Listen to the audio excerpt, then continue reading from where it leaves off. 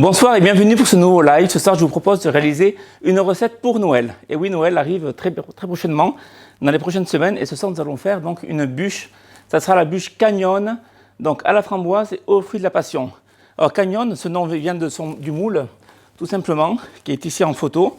On va représenter exactement ce qu'il y a sur la photo du produit. Et on va exceptionnellement ce soir vous faire gagner ce moule. Alors pour le gagner, rien de plus simple. Il suffira de commenter la vidéo pendant le live et également ce soir, vous avez jusqu'à minuit. Vous avez juste à commenter, mettre un commentaire sous la vidéo et demain le gagnant sera annoncé donc sur Facebook. Gaëtan se chargera de faire cela. Donc on va commencer tout de suite par tempérer du chocolat. Alors on va appliquer une méthode qu'on n'a jamais vue sur Meilleur du Chef, ni enfin ailleurs oui sûrement, mais Meilleur du Chef, moi je n'ai jamais appliqué. On connaissait le tempérage avec la courbe de température, le tempérage par le beurre de cacao mi-cryo, qu'on a très longtemps, très souvent dit qu'en mettant la meilleure méthode. Il y a une nouvelle méthode, nouvelle pour Meilleur du Chef, je parle bien, qui est la méthode par ensemencement. Alors pour commencer, nous avons mis du chocolat noir. Donc ici c'est un chocolat de la maison Weiss, qui a été mis dans un four à 50 degrés tout simplement, pour qu'il fonde. On peut le mettre dans une étuve à la maison. C'est mieux de le faire fondre tout doucement à 50 degrés, pas au-delà, toujours 50 degrés. Et là, j'ai 150 grammes à peu près de chocolat. Et ici, sur ma planche, j'ai 50 grammes de chocolat qui n'a pas été fondu, que j'ai haché. Alors, c'est des pistoles. Je les ai hachés pour qu'ils fondent plus rapidement. Et dans ces 150 grammes de chocolat à 50 degrés, je vais y rajouter donc mon chocolat haché. À la maison, il faut le faire au four micro-ondes. Dans ce cas-là, vous le faites par étapes de 20 secondes en mélangeant régulièrement à la maryse, de façon à ne pas brûler le chocolat. Et surtout, avec votre thermomètre, vous contrôlez de ne jamais dépasser 50 degrés. Alors, ça peut être entre 45 et 50, mais n'allez pas au-delà. Alors, pour commencer, je vais rajouter, donc là, on voit bien mon chocolat qui est à 50 degrés, qui est fondu, il sort tout juste du four. D'ailleurs, je vais pouvoir éteindre mon four, j'en aurai plus besoin, pas de cuisson ce soir. Et je vais y mettre mon chocolat qui a été donc haché au couteau grossièrement. Je me suis un petit peu avancé. Voilà. Et là, je vais le mélanger, donc, le mélanger sans arrêt, de façon à faire descendre la température.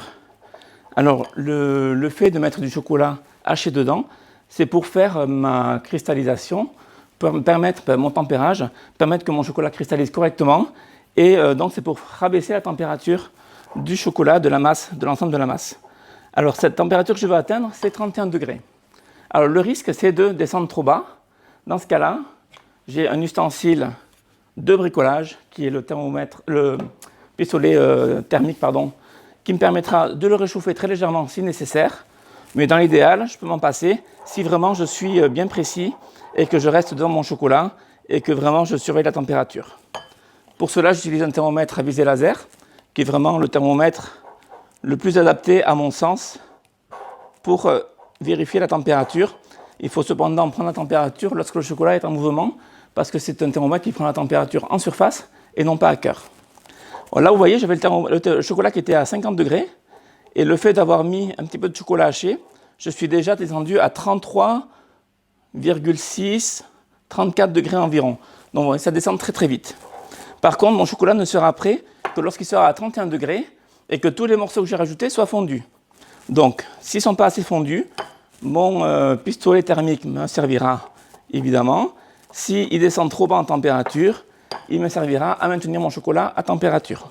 Si vous n'avez pas de pistolet thermique, utilisez un bain-marie tout simplement en trempant le dessous du saladier dans l'eau pendant quelques secondes. Vous le retirez, vous mélangez bien jusqu'à ce que vous atteigniez donc cette température recherchée qui est de 31 degrés pour le chocolat noir. Si vous le faites avec du chocolat au lait ou du chocolat blanc, vous viserez un peu plus bas sur du 28-29 degrés.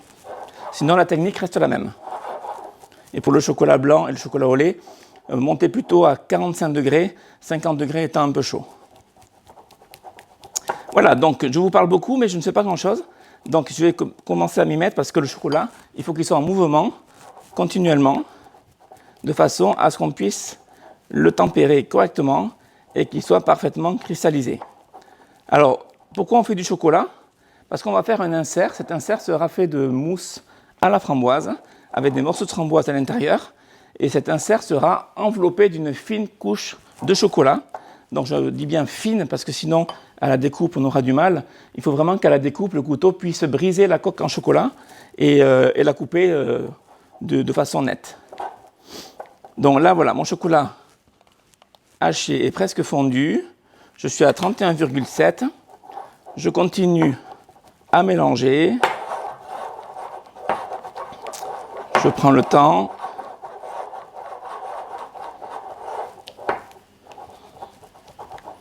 Alors là, je fais une toute petite quantité, donc ça va très vite. Si vous, à la maison, vous faites une plus grosse quantité, eh bien, vous pouvez changer de récipient, passer d'un récipient à l'autre, de façon à faire descendre la température du chocolat plus rapidement. Si vous faites 1 kg d'un coup, ça va être beaucoup plus long à faire. Donc, c'est une petite astuce. Vous prenez un second saladier, vous le transvasez dans le premier, et ainsi de suite, jusqu'à ce que vous atteigniez la température. Il faut surtout le mélanger régulièrement et bien écraser les morceaux au fond du récipient avec la maryse, de façon à aider à la fonte.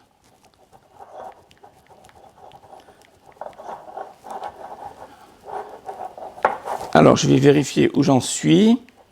Voilà, je suis à 30,8. Donc, il est descendu un tout petit peu en dessous de ce que je voulais. Je le fais volontairement pour vous montrer l'exemple et vous montrer comment le réchauffer, s'il faut le remonter très légèrement. Voilà, je vais le laisser un petit peu. Alors, en attendant, je vais vous expliquer. J'ai taillé une feuille guitare. Donc, cette feuille guitare fait 10 cm de large sur 24 de long. Alors, la longueur, je l'ai décidée par rapport à mon moule.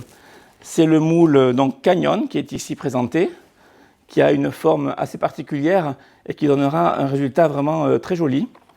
Et par rapport à la largeur de ma feuille guitare, je me suis basé sur mon moule. Mon moule qui ce soir est un tuyau en cuivre, tout simplement. Les tuyaux qu'on utilise en plomberie et qu'on peut trouver en magasin de bricolage. Ici, j'ai pris un tuyau en cuivre de 28 mm de diamètre. Voilà.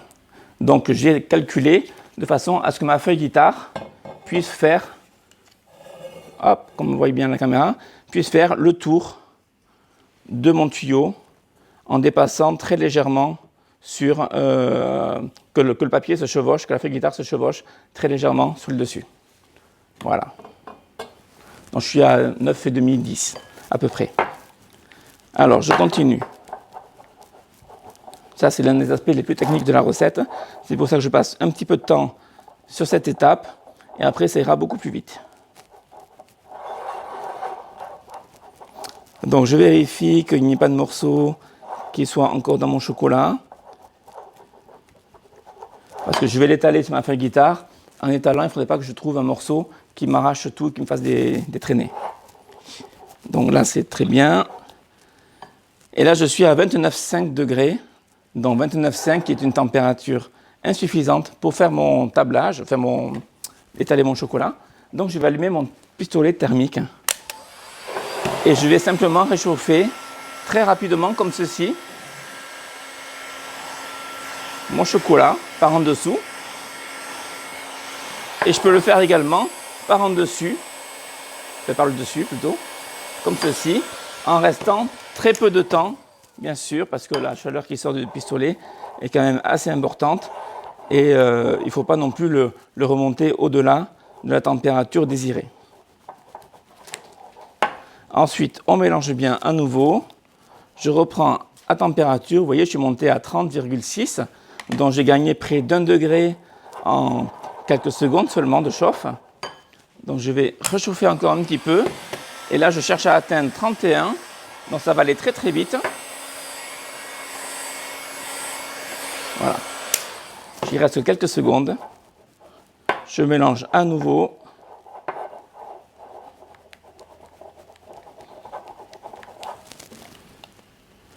Et là, je regarde, je suis à 31,1 degrés. Voilà, mon chocolat est prêt. Ce n'est pas plus compliqué que ça. Donc maintenant, je vais pouvoir poursuivre. Alors, si vous faites des moulages, par exemple, parce que là, je vais faire un tube en chocolat. Si vous voulez faire des moulages pour Pâques, faire du chocolat pour Noël, utiliser du chocolat qu'il faut qu'il soit tempéré. En utilisant cette méthode, c'est une méthode qui est facile à mettre en œuvre dans le cas où ce chocolat ne doit pas être conservé pendant des semaines et des semaines. Par exemple, une pièce artistique qui va décorer un buffet qui est pour un concours qui doit rester donc pour être admiré. Là, la méthode n'est pas applicable. Il faudra faire vraiment la courbe de température. Mais pour faire un tempérage très rapide, vous pouvez utiliser cette méthode dans le cas où c'est dégusté assez rapidement, comme ça va être le cas aujourd'hui. Alors, à propos du chocolat, on a deux questions. D'abord, oui. Simone qui vous demande si un manche de brosse en bois pourrait convenir pour enrouler la feuille guitare autour. Oui, bien sûr. Il faut juste déterminer la largeur de la feuille guitare. Alors, pour cela, vous prenez un petit bout de ficelle, c'est pas plus compliqué. Vous faites le tour. Et après, avec une règle, vous mesurez donc la circonférence de votre tube et la longueur que vous trouverez, ça sera la largeur de votre feuille guitare. Voilà. Et ensuite, on a une question de Annie qui nous demande si pour réchauffer le chocolat, on ne peut pas le remettre au micro-ondes 10 secondes par exemple. 10 secondes, ça va être beaucoup. Le micro-ondes, sur ces quantités-là, ça va être beaucoup. Donc, vous pouvez éventuellement utiliser le micro-ondes, mais ce n'est pas 10 secondes, c'est 2-3 secondes, je pense. Attention à bien faire attention à ce genre de choses. Ou alors, c'est Ami, je pense que tu m'as dit le prénom. Ami, prenez plutôt un bain-marie, ça sera plus simple. Surtout quand vous sortez du bain-marie, parce que vous l'avez dans de l'eau, vous avez tout le dessous qui est humide, vous l'essuyez bien, parce que le chocolat et l'eau ne sont pas de bons amis. Donc, je vais avancer avant que mon chocolat refroidisse à nouveau. Donc, je prends ma feuille guitare, tout simplement, et je vais verser mon chocolat comme ceci. Alors, on va bien le voir là, voilà, je l'ai versé, on le voit, on a une vue du dessus. Et là, je vais étaler mon chocolat.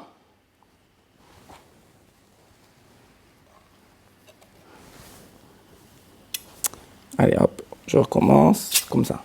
Je l'étale bien, qui recouvre bien la totalité de ma feuille, et surtout que j'ai une très fine couche. Alors, j'ai trop de chocolat, bien sûr, mais bon, il y a une quantité minimum pour tempérer le chocolat. Je ne pouvais pas faire que 20 grammes de chocolat, donc c'est pour cette raison-là qu'il m'en reste un petit peu. Lorsque je suis à ce stade-là, mon chocolat va très vite cristalliser. Je commence déjà à le voir à l'œil nu. Il commence à devenir un peu plus mat. Alors là, je décolle la feuille comme ceci et je le laisse cristalliser. Il se matifie. Alors là, on ne le voit pas à l'écran. J'aimerais bien qu'on puisse le voir. Voilà, ici, vous le verrez mieux. Il se matifie très rapidement du fait déjà que le plan de travail est frais. Alors quand je dis frais, c'est du marbre. Il est frais à température ambiante, bien sûr, mais naturellement frais. Donc, le chocolat se refroidit et se cristallise assez rapidement. Voilà, j'enlève l'excédent de façon à pouvoir travailler bien. Et là, il est déjà cristallisé. On le voit parce que quand je le touche, je n'ai pas de chocolat sur les doigts. Donc, je vais pouvoir m'en servir immédiatement. Pour m'en servir, il me faut une feuille de papier sulfurisé. Bon, j'ai quand même 2-3 minutes, sans aucun problème, que je vais entourer sur mon tuyau. Alors ça, c'est pour le démoulage. Donc, je le serre assez bien. Je prends un rouleau de scotch et je le mets du scotch pour que ça accroche bien, qui reste bien autour du tuyau. Hop. Comme ceci. Et ensuite, je prends donc ma feuille de chocolat et je vais donc la positionner sur mon bout de tuyau et je vais la faire tenir elle aussi avec du scotch, tout simplement, à 3 ou 4 endroits. Il cristallise très vite. C'est bon signe que le tempérage a été bien effectué. Ça aussi, c'est un petit indice qui peut vous faire penser que vous avez bien fait le tempérage chez vous, à la maison. Voilà, comme ceci. Et pour finir, je vais mettre un scotch sur tout le long, de façon à ce que ce soit bien régulier au niveau de la soudure. Voilà, comme ceci. Voilà, Gaëtan, tu me dis si on voit bien à l'image ce que je fais. D'accord. Donc, je peux le montrer un peu plus près à l'image, éventuellement. Voilà, j'ai mon tube. Vous voyez, il tourne facilement parce que j'ai mis le papier sulfurisé juste en dessous.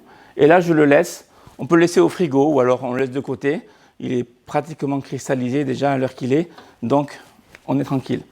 Alors, à propos de cette étape, on a Corinne qui nous demande si on peut remplacer la feuille guitare ou le papier sulfurisé par du rhodoïde. Le rhodoïde est un petit peu épais. Donc, vous pouvez le remplacer éventuellement par une autre feuille guitare. On la roule tout simplement sur le tube. Ou ça peut être un manche à balai. Là, c'est un tube en cuivre. Peu importe. Il faut une forme cylindrique et pas trop large. Par contre, ne mettez pas du papier film. Le papier film, il va coller sur votre support. Et lors du démoulage, eh bien, vous aurez du mal à faire glisser votre tube en chocolat. Donc ça, c'est très important. Je l'ai testé, je peux vous en parler. J'ai préparé un autre tube en amont au cas où, si j'avais eu un problème, ça peut arriver, hein, surtout en live. Voilà, donc je l'ai déjà sorti du moule. Mais vu que le mien a l'air bien, je vais peut-être me servir de celui que je viens de faire en direct. Voilà.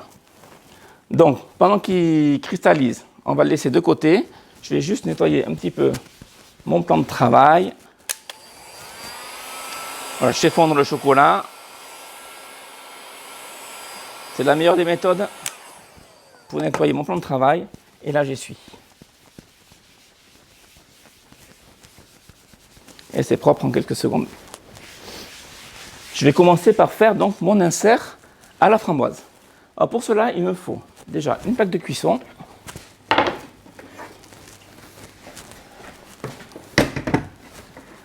Il me faut de la framboise, donc purée de framboise, Cap Fruits ou Ravi Fruits ou autre, mais ça c'est les marques qu'on propose sur le site.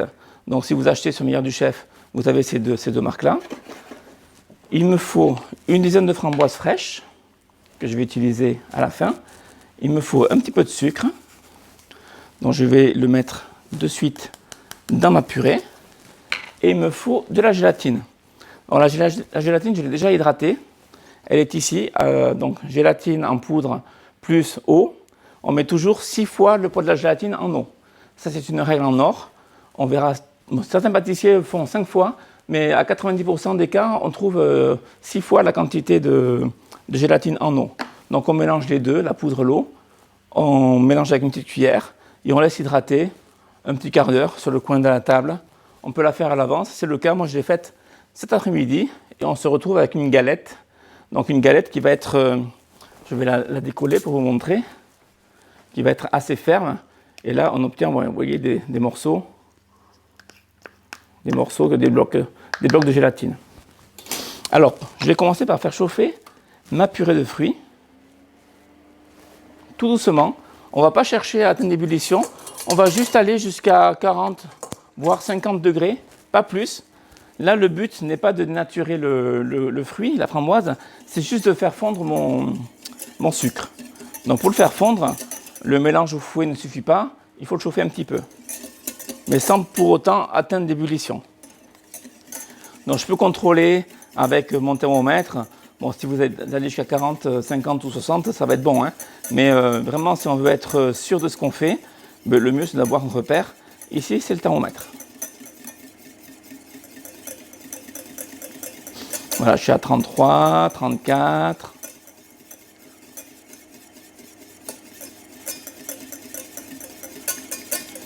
« 38.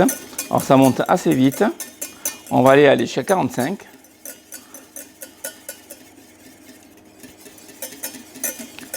Là, je le rappelle, je suis en train de dissoudre mon sucre dans la purée. Voilà.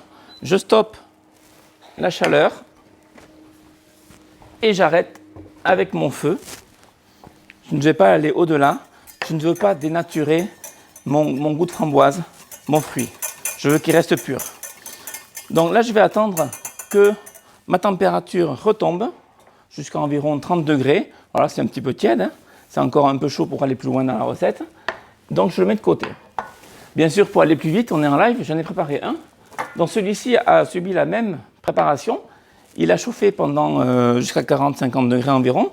Et je l'ai laissé sur le plan de travail, donc tranquillement. Et je récupère une purée de framboise avec du sucre, tout simplement. Ma gélatine, je l'ai toujours là dans mon petit pot. Pour l'incorporer, je vais la faire fondre au four micro-ondes. Donc je la mets au four micro-ondes pendant quelques secondes, ça fond très vite. même pas 10 secondes, et je vais pouvoir la rajouter dans mon mélange qui est à température ambiante.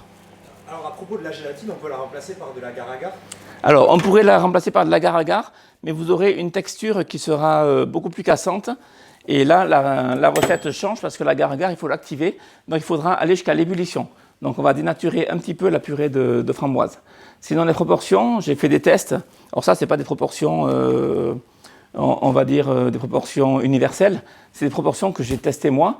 Et j'ai jugé que pour 2 grammes de gélatine, l'équivalent était de 0,6 g d'agar-agar. Donc pour l'activer, je vous le rappelle, il faut le rajouter donc à votre purée et le porter à ébullition et maintenir l'ébullition pendant au moins 1 minute. Mais vous aurez vraiment une texture beaucoup plus cassante, donc je ne le recommande pas. Après, chacun fait comme il veut.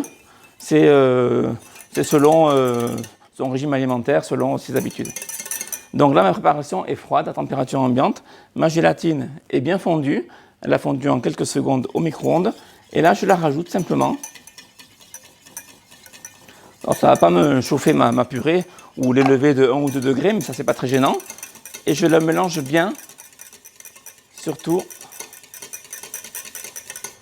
D'ailleurs, à ce propos, on a une question de Eric qui nous demande pourquoi vous utilisez de la gélatine cette fois et pas de la pectine. Parce que là, je vais faire une gélification. Je ne veux pas faire la pectine gélifiée aussi. Mais là, je veux avoir une texture qui tienne. Je ne veux pas avoir un gélifiant pour avoir une texture marmelade, un peu confiture. Là, je veux vraiment avoir quelque chose qui tient. Je fais une mousse, donc c'est de la gélatine. Chaque gélatine a son rôle. Alors, des fois, on va utiliser une gélatine, d'autres fois une pectine. Dans les pectines, il y a différentes pectines. Donc là, dans ce cas-là, c'est vraiment pour faire tenir ma mousse de fruits et que quand on coupe la bûche, eh bien, que l'insert ne se vide pas. Gaëtan, tu vas aller me chercher, s'il te plaît, dans le frigo, la crème fouettée et tu me ramèneras un cul de poule également. Donc là, pour continuer, je vais mettre mes framboises fraîches, j'en ai une dizaine. Je les coupe simplement en 2 et je les rajoute dans ma purée. Et je vais mélanger au fouet juste de quoi bien les imprégner de purée et qu'elle commence, il faut qu'elle reste entière, hein, et qu'elle s'imprègne bien et qu'on les retrouve dans l'entremets lors de la dégustation. Merci.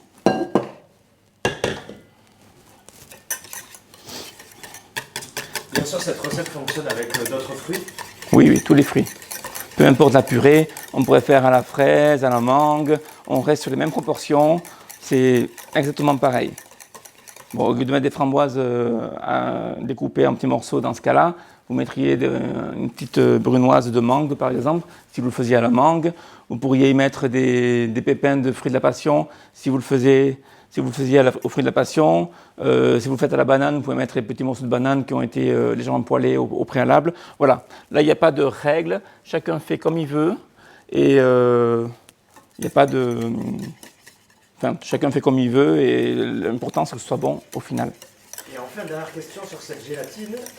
Pourquoi utiliser de la gélatine en poudre plutôt que de la gélatine en feuille? C'est plus facile à utiliser. En fait, en pâtisserie aujourd'hui, les professionnels utilisent de moins en moins de feuilles parce que la feuille, il faut la mettre à tremper dans une grande quantité d'eau froide.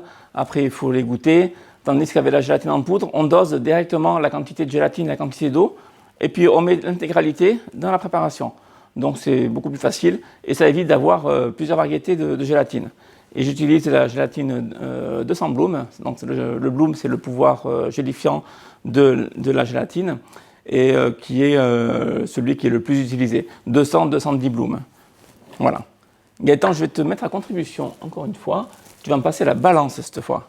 Alors tu vas me passer la grosse balance, comme ça on va pouvoir, nos internautes vont pouvoir regarder et voir le poids, parce qu'on a un double affichage. Et si tu me filmes de face, on pourra tout voir. Tu jongleras entre de face et de haut. Même de haut, on peut le voir ici. Donc, je vais mettre ma purée de framboises et mes framboises dans le cul de poule.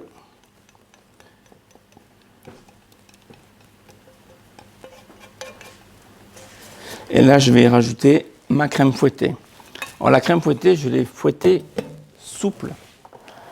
C'est très important. Et je vais juste terminer de la monter maintenant au fouet à main, de façon à avoir la texture que je veux. Je ne veux pas une texture qui soit trop ferme. Donc, je l'ai montée au batteur, bien sûr, il y a 1 heure ou 2. Et là maintenant, je termine de la monter.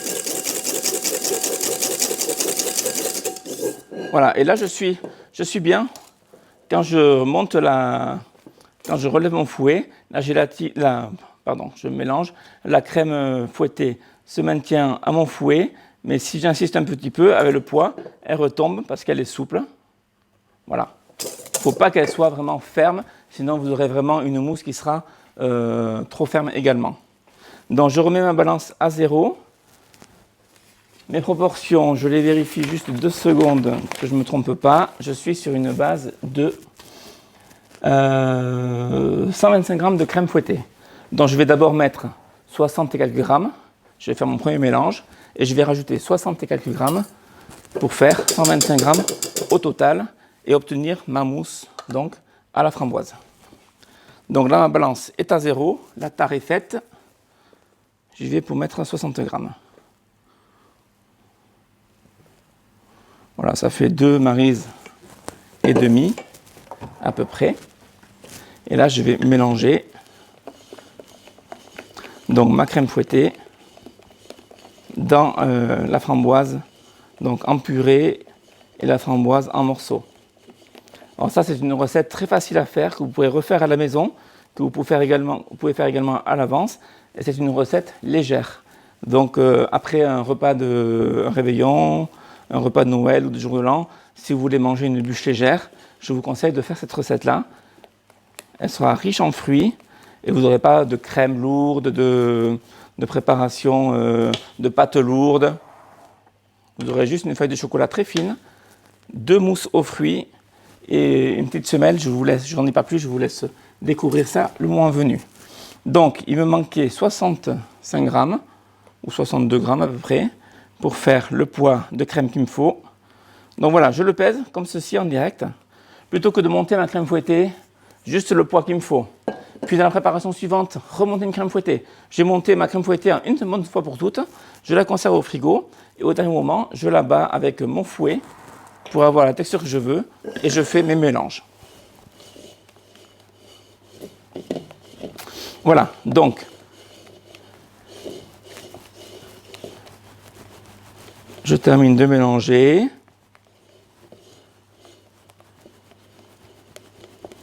N'oubliez surtout pas de mettre en gélatine. Si vous l'oubliez, ça ne va pas tenir. Donc ça, c'est important. Voilà. Donc là, c'est la mousse à la framboise pour mon insert. Et pour remplir ma coque donc, en chocolat qu'on a fait juste avant. Je vais mettre ma mousse dans une poche à douille. Bon, ça, c'est pour travailler proprement, c'est mieux. Donc, je vous avoue que la quantité de mousse à la framboise est un petit peu supérieure à la quantité nécessaire pour la recette. Alors, le problème, c'est qu'on ne peut pas faire une recette en dessous, sinon on n'a pas la texture qu'il faut. Donc, il y a toujours des enfants, des parents autour de vous, une petite cuillère par-ci, une petite cuillère par-là, et l'excédent de préparation sera vite mangé. Sinon, vous pouvez faire des petites verrines également, avec les excédents de préparation. Voilà, je vais prendre un petit ciseau. Donc là, je suis prêt. Je vais prendre un verre doseur. Donc ce verre doseur, il va m'aider à maintenir mon tube en chocolat à la verticale pour que je le remplisse et qu'il reste droit pour ne pas que la préparation à la framboise s'échappe. Et là, je démoule donc. Gaëtan, peut-être que tu peux passer sur l'autre écran. Voilà. Là, je démoule donc bien comme il faut mon tube. Grâce au papier, il s'est retiré très facilement. Là, je retire le papier sulfurisé. Je vais obturer un bout de mon tube avec du papier film cette fois, de façon à ce que toute la préparation ne s'échappe pas par le fond.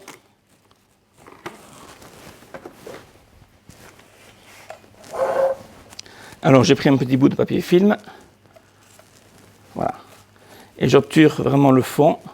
Je fais attention de ne pas casser ma coque en chocolat, qui est très fragile, qui est très fine. Et là, je peux le mettre donc à la verticale dans mon verre doseur, de façon à ce qu'il reste droit. Donc je vais couper le bout de ma poche. Je fais un trou assez grand, car il y a des framboises entières, il faut qu'elles passent. Et là, je vais venir remplir donc mon tube. Alors, quand je suis à la moitié, je peux taper un petit peu pour être sûr que ça descende jusqu'en bas, qu'il n'y ait pas de trou d'air qui se forme. Et là, je complète jusqu'à ce que j'arrive à hauteur, donc comme ceci. À ce stade de la préparation, je vais mettre mon insert au congélateur, que vraiment l'intérieur congèle. Pour l'instant, je le laisse ici. Vous vous doutez bien, j'en ai déjà un qui est prêt dans le congélateur pour pouvoir poursuivre. Seconde préparation, nous allons faire donc maintenant une mousse aux fruits de la passion. Donc je vais reprendre ma plaque de cuisson. Et cette fois, on va faire donc la même préparation que l'on a fait juste avant avec de la purée de fruits de la passion. Alors attention, on marque purée, les fabricants de purée marquent purée sur les emballages. Et ça n'est pas une purée, c'est un jus. Le fruit de la passion n'a pas de pulpe pour obtenir une texture épaisse, comme par exemple la mangue ou d'autres fruits, ou la fraise ou la framboise. Donc, ne soyez pas surpris en ouvrant vos emballages de découvrir un jus clair. Également pour le citron, pour la clémentine, ce sont des fruits, il y a marqué purée sur l'emballage. Et là, vous aurez vraiment quelque chose de clair, comme un jus que vous auriez pressé à la maison et dont vous auriez enlevé la pulpe. Donc là, je vais faire chauffer tout simplement ma purée de fruits de la passion. Et je vais faire pareil, je vais y ajouter mon sucre en poudre. Je vais bien mélanger. Et là, encore une fois, je cherche à ne pas monter trop en température. Le but étant de juste faire fondre mon sucre. C'est la même technique que pour la framboise. Donc c'est une petite révision, c'est très bien pour vous.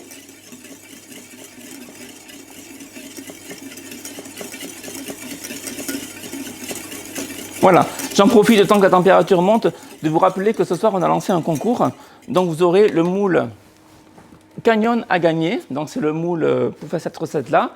On aura les résultats dès demain qui seront diffusés sur Facebook. Pour y participer, vous avez juste à poster un commentaire sur la vidéo et vous avez jusqu'à ce soir minuit pour le faire. Donc je vous engage à le faire dès maintenant si vous voulez participer à ce grand concours qui vous permet de gagner ce moule, le moule Pavoni. Je vous le remontre à la caméra. Voilà, pour réaliser cette bûche, ça peut être un cadeau de Noël ou également le moule qu'il vous faut pour faire votre réveillon. Voilà, je suis à 40 degrés.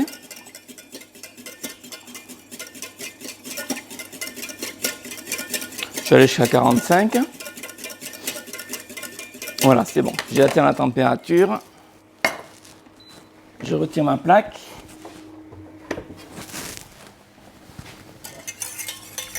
Et je mélange bien pour être sûr que mon sucre soit bien dissous dans la préparation qui est à peine tiède. Bien sûr, j'ai fait ma préparation, ma masse de gélatine. La masse de gélatine, c'est la gélatine en poudre plus l'eau qui ont été mélangées. On appelle ça une masse de gélatine. Donc je l'ai préparée en amont. Donc on a une certaine quantité de gélatine plus 6 fois le poids de la gélatine en eau qu'on a bien mélangée et qu'on a laissé hydrater. Pour les proportions, ne vous inquiétez pas, vous aurez la recette dès ce soir sur le site. À la fin du live, vous pourrez taper bûche Canyon, ça suffira pour la trouver. Et vous aurez la recette avec toutes les proportions et toutes les explications. Voilà, donc je laisse refroidir tranquillement ma purée de passion, qu'elle revienne à température. Et j'obtiens donc ceci. Donc une purée sucrée légèrement refroidie qui est aussi liquide qu'au départ. Elle a juste du sucre en plus. Je vais maintenant faire chauffer ma gélatine. Pour ceux qui viennent de nous rejoindre, on est en train de faire une seconde mousse, cette fois-ci aux fruits de la passion. On applique la même technique que pour la première mousse. Donc on fait chauffer la purée avec du sucre. On ne monte pas à l'ébullition parce que sinon on dénature le goût du fruit. Lorsque le sucre est fondu, on laisse refroidir à température ambiante. À la maison, on a un peu plus de temps qu'en live, donc on prend le temps de laisser sur 1 heure, si on veut, sur le coin du plan de travail. Ensuite, on a fait hydrater notre gélatine avec de l'eau. On l'a passée au four micro-ondes. On l'a fait fondre de façon à pouvoir l'incorporer. Et là, maintenant, je suis en train de l'incorporer dans ma purée. Et je mélange bien pour être sûr que toute la gélatine soit bien répartie de façon homogène. Je suis sur une quantité double par rapport à la première préparation à la framboise. Donc tout à l'heure, il me fallait 125 g de crème fouettée. Maintenant, il en faudra 250. Gaëtan, tu vas aller me chercher, s'il te plaît, un second cul de poule. Je te remercie. Voilà, je vais utiliser la balance. Merci bien. Je vais transférer ma préparation dedans. Alors c'est une préparation plus liquide étant donné que la purée de fruits de la passion est assez liquide par rapport à la framboise. Voilà. Donc je vais faire la tare. N'oubliez jamais de faire la tare, sinon vous aurez des proportions faussées. Et là, je vais pouvoir y mettre donc 125 g de crème fouettée dans un premier temps.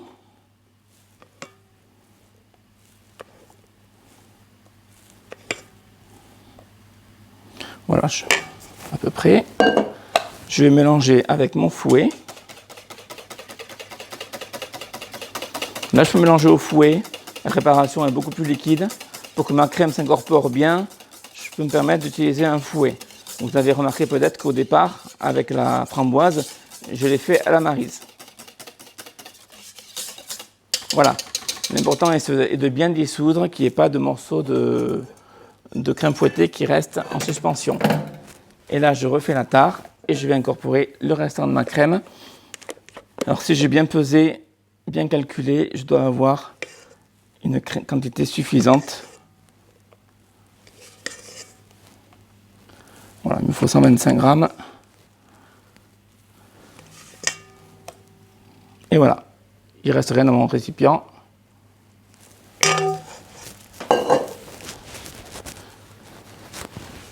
Hop.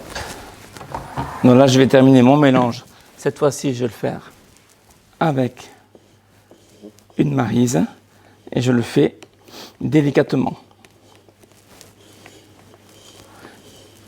Du fait que la crème fouettée soit souple, en fait, elle ne fait pas trop de, on va appeler ça d'iceberg, c'est-à-dire de morceaux de crème fouettée qui flottent et qui ont du mal à se mélanger. Si par cas, ça vous arrive à la maison, parce que vous avez monté votre crème fouettée un petit peu trop, pas d'inquiétude, vous prenez le fouet et vous mélangez comme ceci. Voilà, une dizaine de petits tours rapides et votre crème est prête. Donc maintenant, on va procéder au montage. Et oui, c'est déjà l'heure du montage. Donc je prends mon moule Canyon. Donc le fameux moule que vous pouvez gagner, je me répète, mais c'est important si des personnes viennent d'arriver. Ce soir, il y a un concours où vous pouvez gagner ce moule. Les résultats seront diffusés demain sur la page Facebook de Meilleur du Chef. Et pour y participer, ce n'est pas rien de plus compliqué. Il suffit de poster un commentaire sous la vidéo et vous avez jusqu'à ce soir minuit. Voilà, donc je vais verser ma préparation directement du cul de poule dans le moule comme ceci, parce que la préparation est très souple. Et je remplis mon moule à moitié, à peu près. Voilà. Je vais taper mon moule de façon à ce que la préparation se tasse bien. Et s'il y a des bulles d'air, alors ce qui est, je pense, peu probable, vu la texture de la préparation, mais on ne sait jamais. Donc je tape de façon à ce que la préparation se lisse bien en surface et que les bulles d'air éventuelles remontent.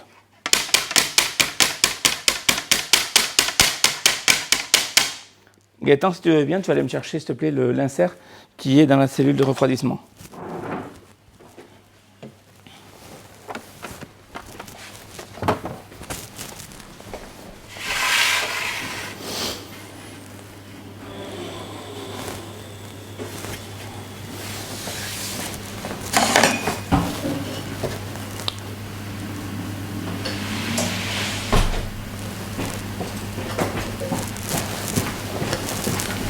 Merci.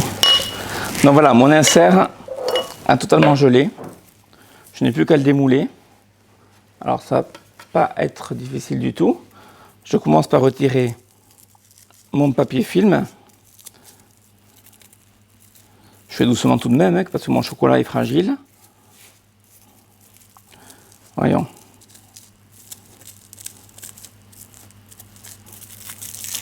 Donc si j'y arrive pas, je vais mettre d'un couteau.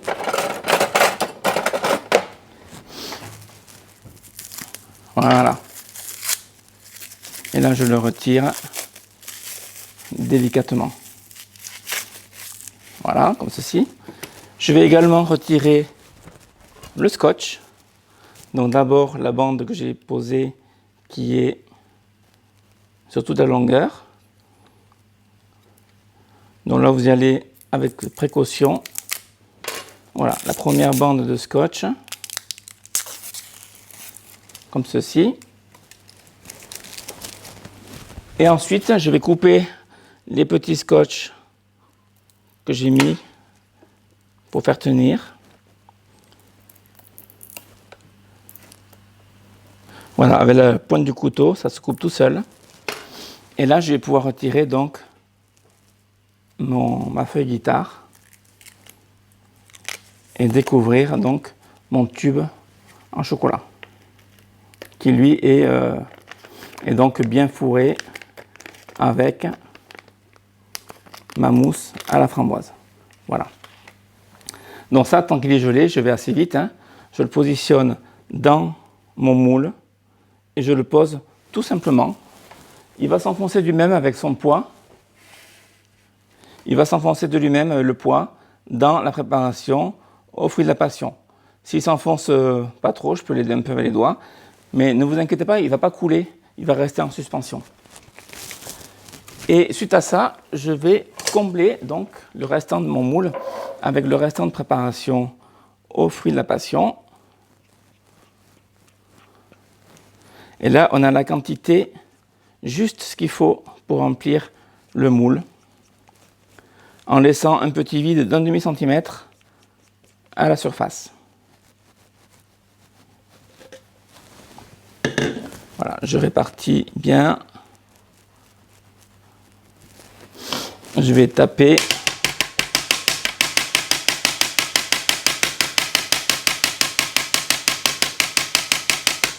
Comme ceci. Voilà. Donc je nettoie bien les bords avant de placer en congélation. On travaille sur quelque chose de propre.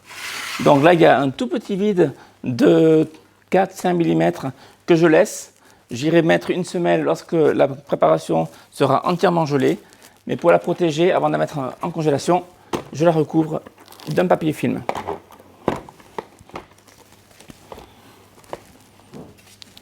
Comme ceci.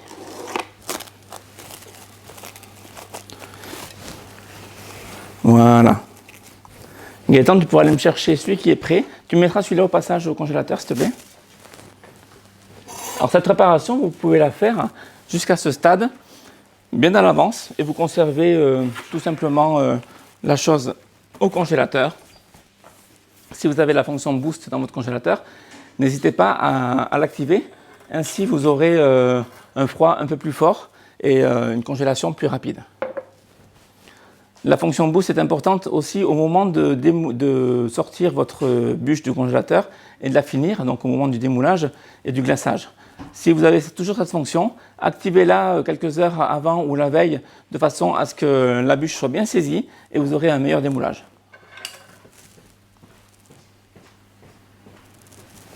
Super. Donc lorsque la bûche est entièrement gelée, on obtient ceci. Donc je vais retirer le papier. Donc, il y a un peu de givre qui peut se former. On l'enlève si c'est le cas. Voilà. Donc là, je vais venir faire ma semelle. Alors pour ma semelle, j'ai utilisé un produit d'un de nos fournisseurs. C'est le croustillant à la framboise. Alors ça tombe bien, j'ai fait une bûche avec de la framboise. Donc je vais l'utiliser. Alors c'est une préparation toute prête. Hop. On connaît tous le croustillant praliné. Voilà, c'est un croustillant, c'est le même principe, sauf qu'il a un goût de framboise et il est de couleur rouge. Et il a un bon goût de fruits, ça c'est très important. C'est un produit quand même assez sympa, je le montre à l'image, que vous puissiez le retrouver sur le site. Alors son nom, framboise croustillant. Et le voici une fois qu'il est sorti du pot. Donc on a une préparation qui ressemble donc au croustillant qu'on peut faire à la maison avec du praliné, du chocolat et du pailleté feuilletine. Alors ici, c'est une préparation qui est à base de sucre, de graisse végétale. Il y a des biscuits brisés donc, qui remplacent le pailleté feuilletine. Et également 8% de framboise, donc c'est pour ça qu'il est bien rouge. Et voilà, et d'autres additifs qui sont indispensables pour la conservation. Mais on a vraiment un produit qui est bon au goût. Alors, on a quelques questions. Oui.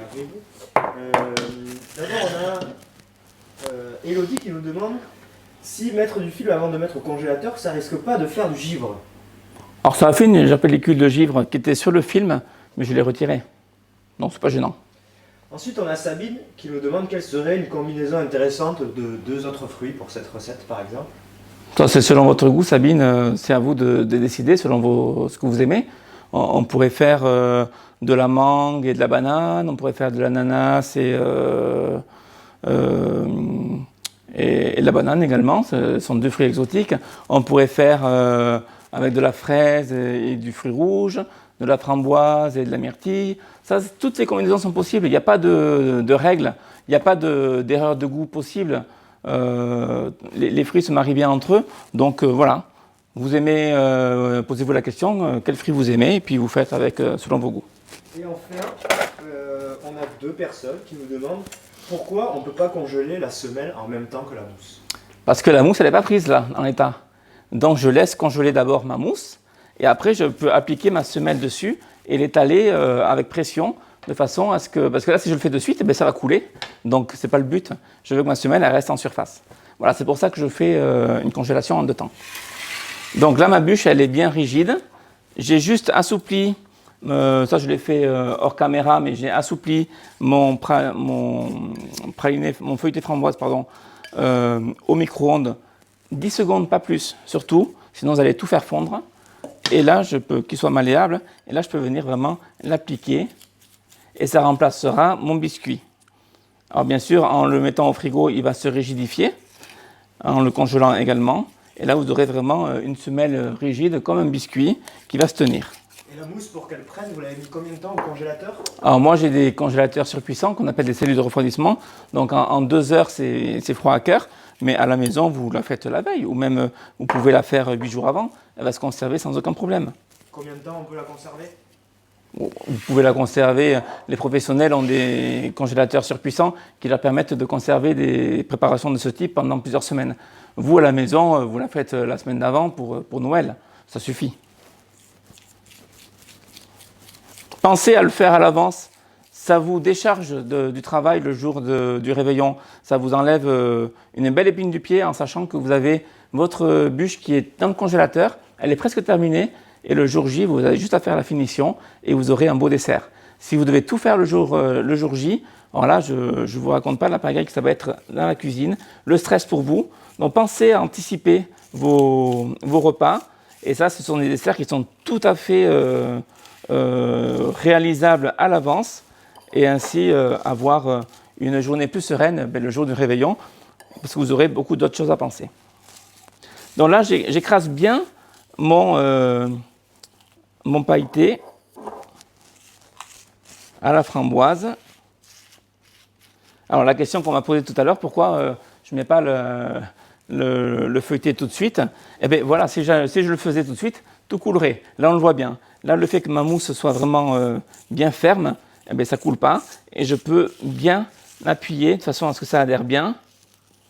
Avec le tranchant de ma spatule, j'enlève l'excédent. Vraiment que je vois la forme de ma bûche. Hein. Donc je prends le temps. Il n'y a aucun risque de laisser la bûche pendant 10 minutes hors du congélateur. Hein. Tant que ça ne dure pas 1 heure. On ne va pas dégeler comme ça. Voilà. Et là je relisse tout bien.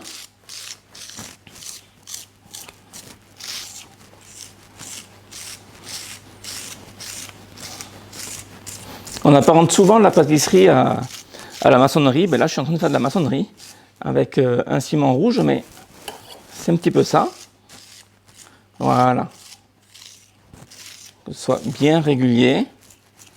Si on enlève partout ce qui déborde, après, on le retrouvera lors du démoulage et on sera plus embêté. Voilà, et là maintenant, je vais le filmer à nouveau. Alors je le filme pour le protéger, bien sûr, dans le congélateur, vous avez d'autres aliments.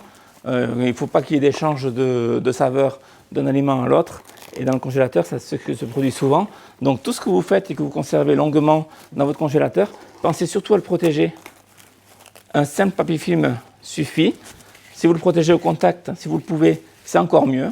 Et là, vous le gardez comme ça, stocké, jusqu'au jour J. Donc ça peut être le 24 décembre, le 31 décembre, selon le moment où vous voulez le déguster. La déguster. Tiens, je vais te la redonner, Gaëtan, parce que là, il ne faut pas qu'on la laisse dehors quand même. Et tu vas laisser l'autre congélateur, on la prendra plus tard. Voilà, notre bûche est prête. Maintenant, nous allons faire le glaçage. Alors, je nettoie juste un petit peu mon poste. Dans le glaçage, on va faire un glaçage brillant, un glaçage miroir que tout le monde connaît, qu'on a vu et revu. Mais bon, c'est vraiment les glaçages qui sont à la mode actuellement et qui ont un très beau rendu. Donc, on va en refaire un ce soir, qu'on va diviser en deux parties. Et on va en faire donc un jaune et un rouge. La première, le jaune va servir à couvrir entièrement la bûche et le rouge va servir à décorer un petit peu les côtés de la bûche. Vous allez voir, on fera ce décor à la poche à douille. Alors, pour faire mon glaçage, il me faut la plaque de cuisson et j'ai besoin donc de chocolat blanc, de lait concentré sucré. Le lait concentré sucré, je l'ai mis au fond du bol.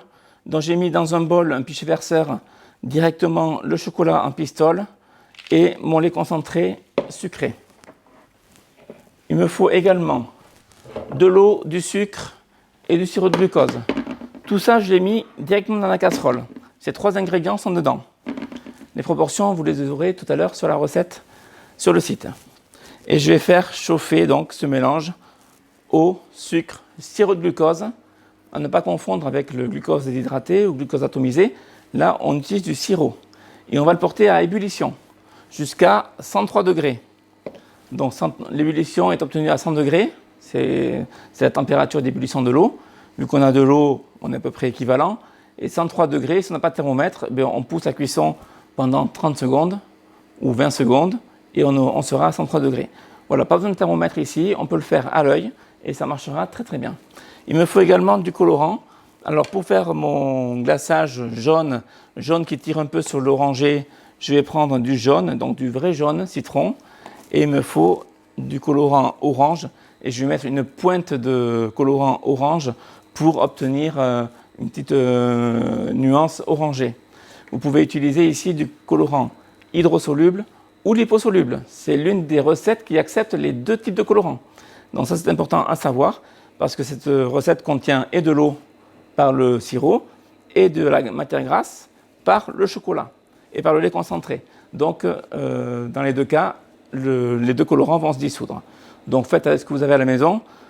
Vous pouvez bien sûr faire d'autres couleurs. Aujourd'hui, mon modèle, c'est cette boîte. Donc, j'ai voulu reproduire vraiment la recette qu'il y a en photo sur cette boîte. Et c'est pour ça que je pars sur ces parfums et sur ces couleurs-là. Sachez toutefois que la recette n'est pas dans la boîte, c'est une création. Et en aucun cas une reproduction de la recette qui aurait pu être dans la boîte, comme on peut retrouver des recettes dans les moules en silicone de la marque Silicomart. Chez Pavoni, du moins dans cette boîte, il n'y a pas de recette fournie. Voilà, là l'ébullition commence à arriver, on peut le voir. J'attends qu'elle soit vraiment bien homogène sur toute la surface. Là on a juste une petite zone qui commence à bouillir. Je peux mélanger aussi pour bien mélanger tous les éléments avec une maryse. Une spatule. Voilà. Et je laisse jusqu'à l'ébullition. Concernant la bûche congelée, combien de temps il faut la laisser décongeler? Alors ça, j'en parlerai un peu plus tard, je vais le dire, lorsque ça sera terminé. Mais il faut compter, je vais le dire de suite, mais il faut compter, je le répéterai après, entre 3 et 4 heures de décongélation dans le frigo. Pas à température ambiante, dans le frigo. si vous voulez qu'elle soit vraiment dégelée à cœur. Voilà, là l'ébullition est atteinte, je la maintiens pendant quelques dizaines de secondes, juste histoire de descendre, de monter plutôt jusqu'à 103 degrés à peu près. Voilà, là on doit y être. Je retire ma casserole du feu, je vais laisser débuller mon sucre. Alors débuller, c'est-à-dire que l'ébullition stoppe et que j'obtienne un sirop. Et je vais vérifier à l'œil qu'il n'y ait pas de sucre qui soit resté encore en grain, que tout mon sucre soit entièrement fondu. Je veux un sirop limpide, bien clair comme de l'eau. Donc là, je regarde tout simplement à l'œil nu, parce que ce sucre ne va pas fondre après, lorsque je l'aurai mélangé avec mon chocolat et mon lait concentré sucré. Donc là, je vois que mon sirop est bien clair, donc je vais pouvoir l'utiliser. Avant ça, je vais mettre mon colorant dans mon pichet verseur. Donc je veux un jaune légèrement orangé. Donc je vais mettre pas mal de jaune. Je mets une bonne pointe de couteau. Hop, est-ce qu'on voit bien là? Voilà. Une bonne pointe de couteau de jaune. Je pourrais en rajouter après si je veux. Et le colorant orangé, je vais en mettre une toute petite pointe surtout. Il va être beaucoup plus présent, beaucoup plus puissant, donc j'en mets vraiment à peine. Voilà, je ne sais pas si on le voit bien. Je cherche un fond noir, voilà, la pointe du couteau. Allez, hop. Et j'en rajouterai si nécessaire. Et là, je verse donc mon sirop bouillant sur le chocolat et sur le lait concentré. Alors, le lait concentré est sucré. Oui, là, il est sucré. On pourrait utiliser du lait concentré non sucré.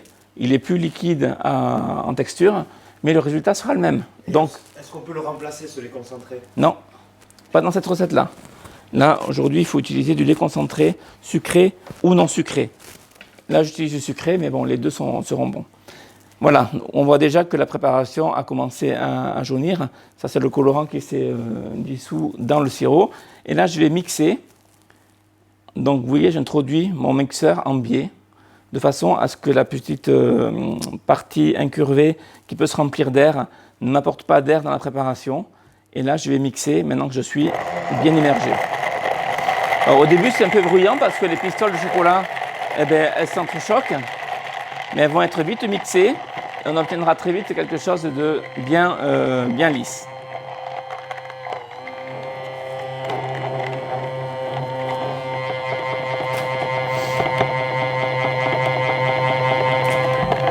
Donc là, je mélange, il n'y a pas de souci. Tant que je ne fais pas des remous à la surface et que je n'incorpore pas d'air, je peux mélanger. Et ainsi, j'obtiens quelque chose de bien homogène. Je vais bien au fond, bien sur les bords. Et si je remonte à la surface, je fais attention donc de ne pas incorporer d'air. Alors, il est recommandé de faire ces glaçages la veille pour qu'ils reposent au moins une nuit au frais. Donc moi, je vous recommande de le faire. Si vraiment vous n'avez pas la possibilité de le faire la veille, faites-le le jour même et faites bien attention lorsque vous mixez de ne pas incorporer d'air, mais il aura une meilleure tenue s'il a 24 heures de repos au frais.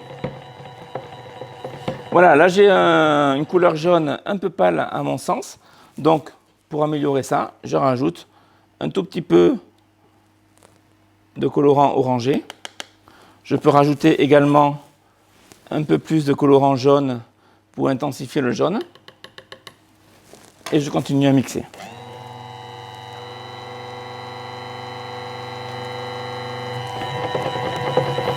Voilà, et là, la couleur change progressivement au fur et à mesure que les molécules de colorant fondent et se mélangent bien à la préparation. Alors, je ne suis pas sûr que la différence de couleur se voit vraiment à l'écran, mais il y a vraiment une légère différence. Avant, j'étais un petit peu pâle.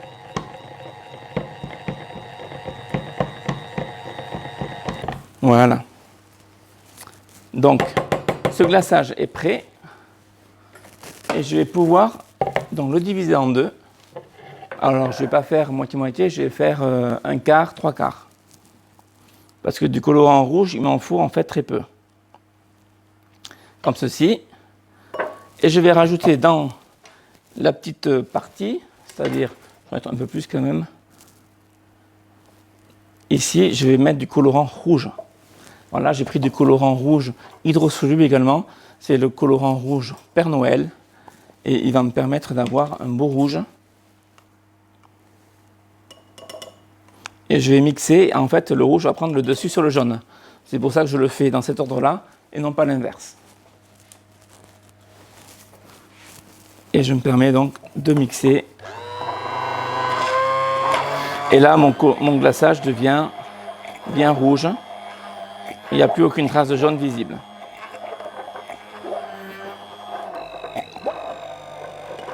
Voilà. Donc ces deux glaçages, une fois qu'ils sont prêts, on va tout simplement les laisser au frais pendant toute une nuit. Alors souvent on dit 24 heures. 24 heures, ça veut dire une nuit. On va jusqu'au lendemain.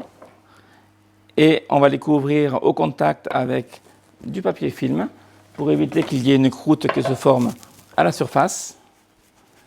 Et on pourra faire donc le glaçage final le lendemain.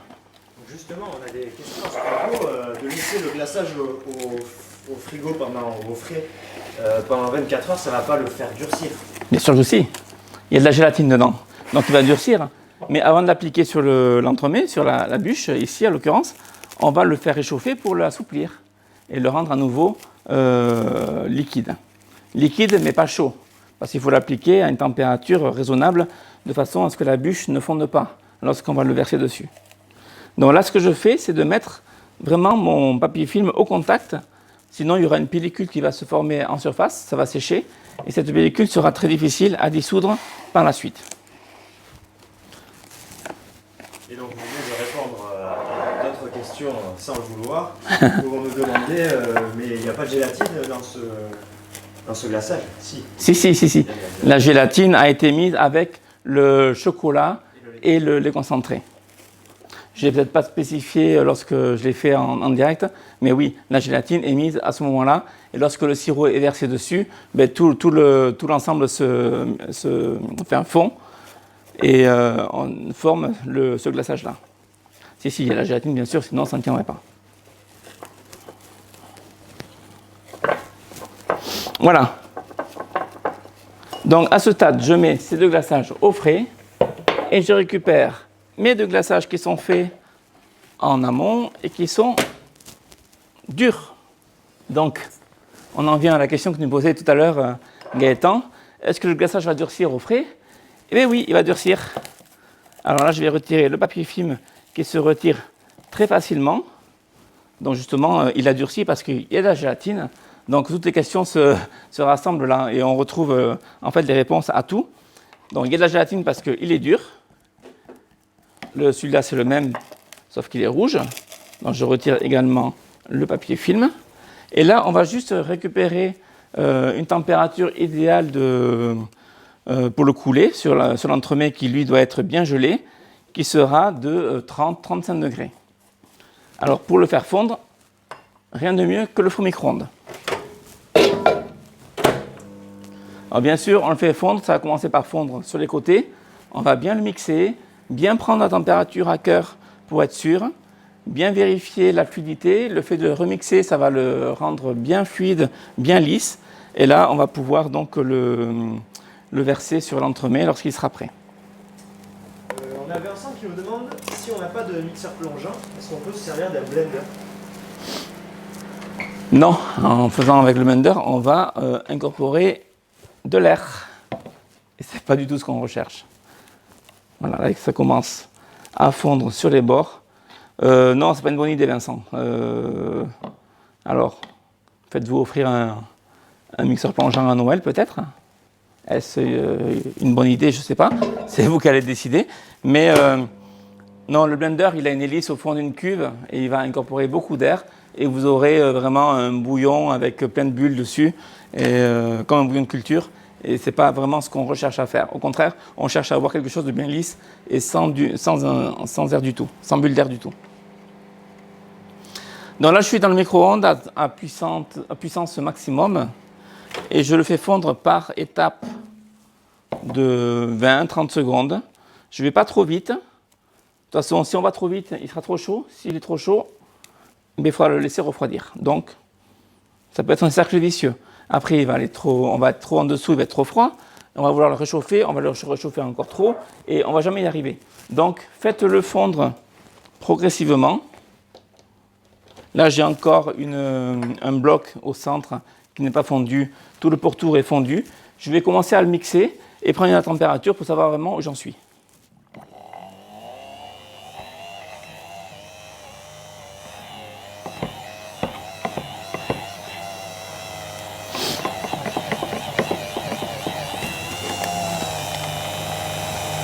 Voilà, je suis à 37. Ouais, ça va vite, hein. Malgré que mon bloc au centre ne soit pas fondu. Je suis resté quoi, 30-40 secondes au total dans mon four. Donc ça va très vite. Voilà, 36, 35, 8. Voilà, mon bloc commence à être bien fondu. Ça a un petit peu refroidi ma masse en général. Et là, je suis à une température idéale pour faire mon glaçage. Donc le fait d'avoir laissé reposer au frais, ben, j'ai quasiment pas de bulles en surface. Donc si je n'ai pas en surface, je n'ai pas non plus au fond. Alors surtout, je n'en crée pas. Si j'ai des petites bulles, je crée un très léger remous à la surface. C'est un remous qui en fait va avaler les bulles en surface et les écraser, les faire entrer dans la masse et les faire disparaître. Mais je ne fais pas un remous qui fait des vagues et qui incorpore de l'air. Ça, il y a une façon de tenir le mixeur. Alors c'est très compliqué à expliquer, à montrer lors d'un live, mais j'essaie de vous expliquer, avec des mots, que le remous qu'on veut faire, il est très léger. Et en fait, c'est des couches qui glissent entre elles. On incorpore, on fait pas le bruit comme si on mixait une soupe, où là vraiment on a un bruit assez prononcé, assez profond, qui montre bien qu'on incorpore de l'air.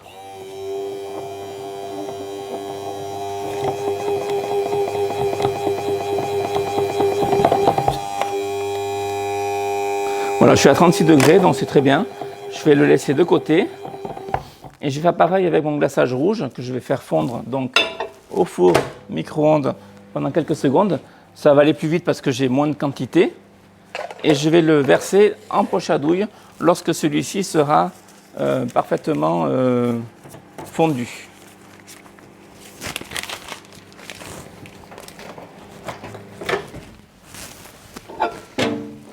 Voilà, ça va aller assez vite, donc il faut être prudent.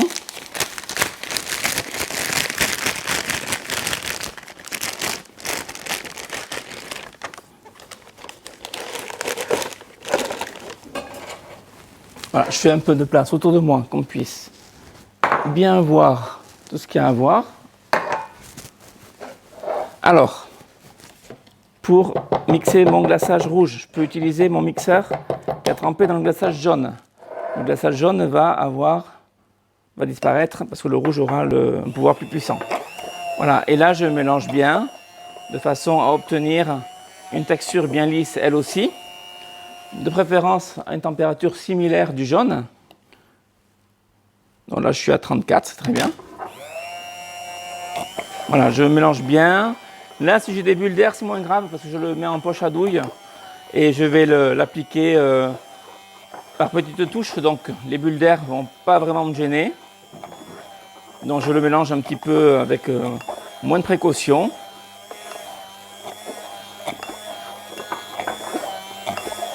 Voilà. Gaëtan, tu vas me préparer, s'il te plaît, une plaque creuse que tu vas trouver sur l'échelle ici avec une grille. Une plaque marron. Tu vas voir, elles sont un petit peu creuses. Voilà.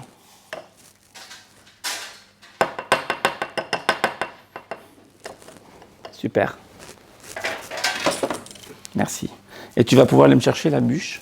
Cette fois-ci, celle qui est gelée, bien sûr. Ne prends pas celle que je viens de faire. Avec le croustillant à la framboise qui est bien posé dessus. Dans mon glaçage rouge, je le verse dans ma poche à douille. Voilà.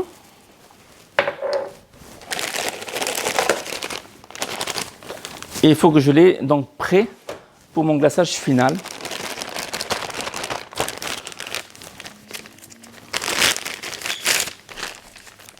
Voilà, je le laisse de côté. Mais il est là, il est prêt. Super. Merci. Donc, je prends ma grille, je la mets dans le bon sens. Je vais démouler ma bûche. Donc le moule, j'ai remarqué lorsque j'ai fait mes premiers tests pour préparer ce live que le moule est assez rigide. Donc il faut un petit peu de poigne pour pouvoir le retirer. on va commencer par décoller les bords. Voilà. Ici, on peut le voir à la caméra. Voilà, je décolle bien les bords. Alors là, il faut vraiment que la bûche soit bien gelée. Elle sort à peine du congélateur. Je la démoule de suite. Je ne la laisse pas sur le plan de travail pendant 10 minutes à faire autre chose et qu'elle prenne un petit coup de chaud. Non, surtout pas. Voilà. Et là, je vais donc sortir le moule. Donc, je vous disais qu'il est un peu rigide, mais c'est nécessaire pour que la bûche se tienne bien lorsqu'on la moule. Voilà. Et on le retire comme une chaussette en fait. On démoule notre entremets. Alors, on évite de garder les doigts trop longtemps au même endroit parce que la charge de la main peut faire fondre l'entremets. Et là, on obtient donc notre bûche. Et là, j'ai mon moule donc, qui a été retourné comme une chaussette. Et là, je le remets à l'endroit. Voilà. Prêt à nettoyer. Donc, je vais prendre rapidement ma bûche, la poser sur la grille.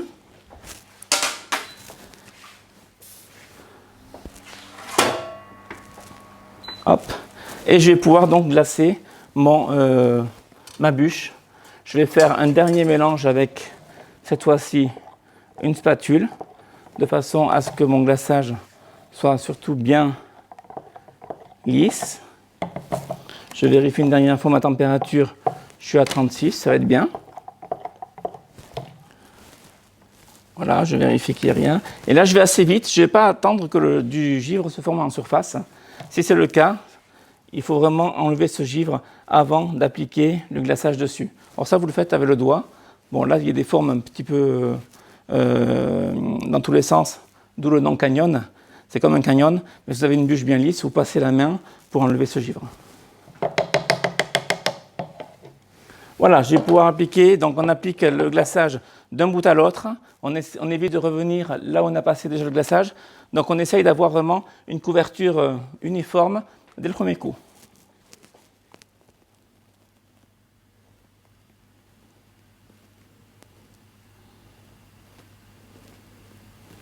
Si tu vois une partie qui n'est pas couverte, Gaëtan, tu me le dis. Il y en a une.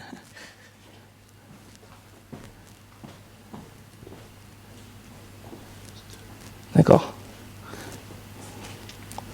Je vais repasser, pas de souci.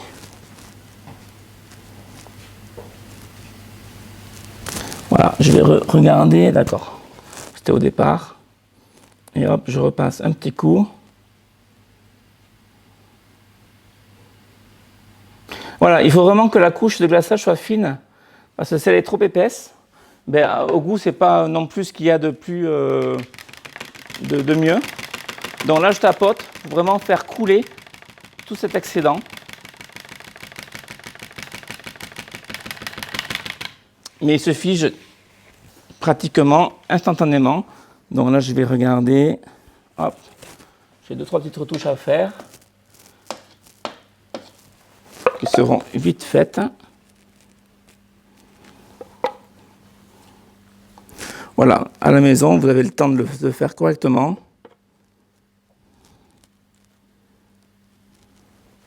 Voilà. Voilà, on obtient ça. Maintenant, je vais prendre mon glaçage rouge. On peut voir la température à travers comme ça. Il est à 36 lui aussi. Je vais faire un tout petit trou sur la pointe. Et là, je vais venir donc faire couler mon glaçage dans les dessins de mon moule, la forme de mon moule, et de façon à faire des coulures. Et là, j'y vais progressivement de façon à ce que ce soit propre. Et j'évite de faire tomber des gouttes, bien sûr, sur l'entremets. Il faut vraiment bien viser. Voilà. Comme ceci. Et je vais faire pareil de l'autre côté.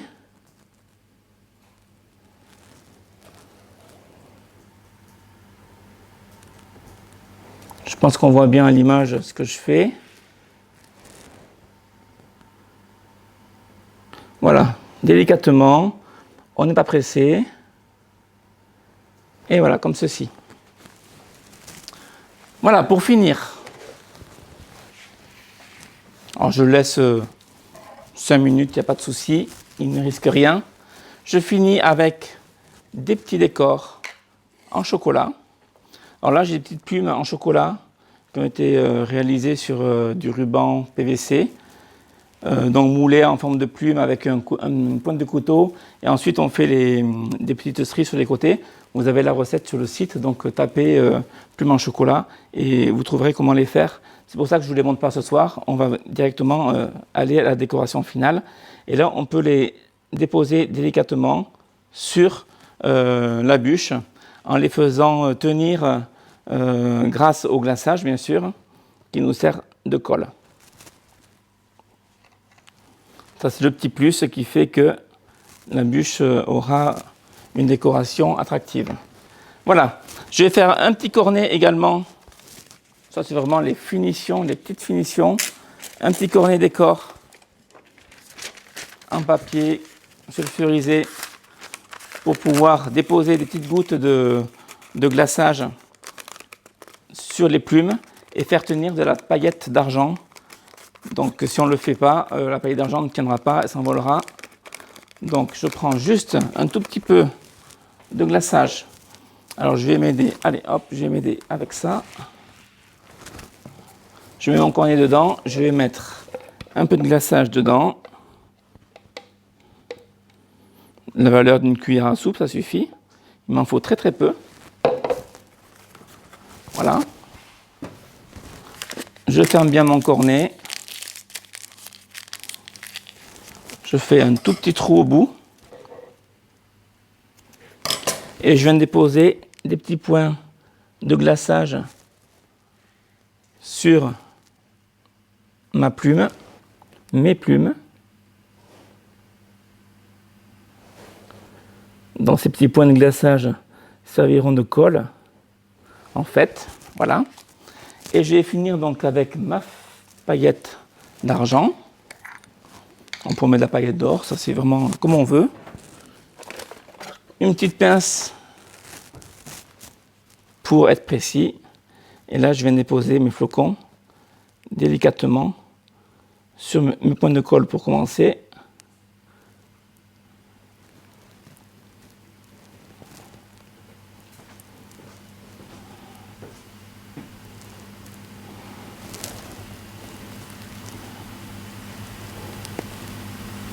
Voilà, et également on peut parsemer par-ci par-là un peu de paillettes d'argent sur l'entremets.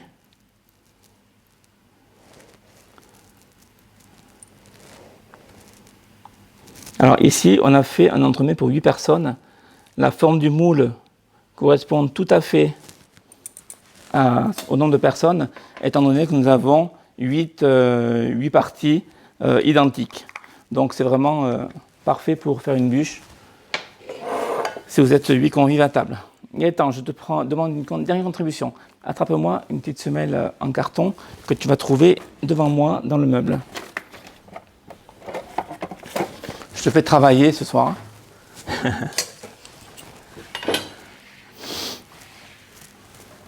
Appuie. Hop. Voilà, tu m'en donnes une. Merci. Donc je vais la retailler un petit peu parce qu'elle va être, bien sûr, trop longue.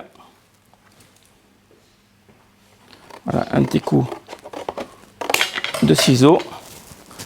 Et là, maintenant, je vais pouvoir transférer ma bûche sur la semelle. Alors, je vais m'aider d'une petite palette et d'une grande palette. Donc, voilà, j'introduis ma grande palette. Et je fais glisser, je fais bien glisser. On voit bien les fils, vous voyez, quand je tourne, on voit bien les fils qui s'étendent de chaque côté. En fait, je fais glisser ma bûche sur la grille pour que ces fils se cassent et se coupent. Et que j'ai vraiment que le glaçage sur la bûche qui reste. Voilà. Et là, je viens la déposer donc délicatement sur ma semelle en carton. Bon, je m'aide. Alors, on va doucement, hein, on n'est pas pressé. Il faut rester le plus propre possible.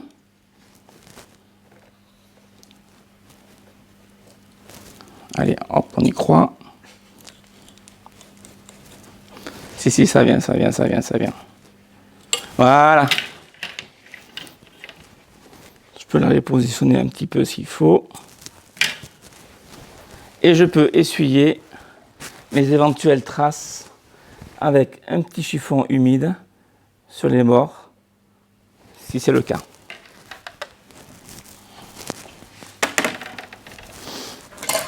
Voilà ma bûche de ce soir, que je vais vous proposer bien sûr pour les fêtes de fin d'année. J'espère en tout cas que vous aurez envie de la réaliser. Je vous rappelle encore une fois que le moule qui m'a permis de réaliser cette bûche, donc c'est le moule Canyon qui est vendu ici, qui est de la marque Pavoni, et ce moule est à gagner ce soir. Vous avez jusqu'à minuit, donc il vous reste un petit peu moins de 4 heures pour poster simplement un commentaire sous la vidéo. Et demain, vous serez tiré au sort et Gaëtan publiera donc le nom du gagnant et il recevra très rapidement ce moule à la maison. Pour ce soir, c'est terminé. Semaine prochaine, pas de live. Mais vous aurez une petite surprise que Gaëtan vous concocte à sa façon. Je ne vous en dis pas plus. Je vous souhaite une bonne soirée et je vous dis à très vite.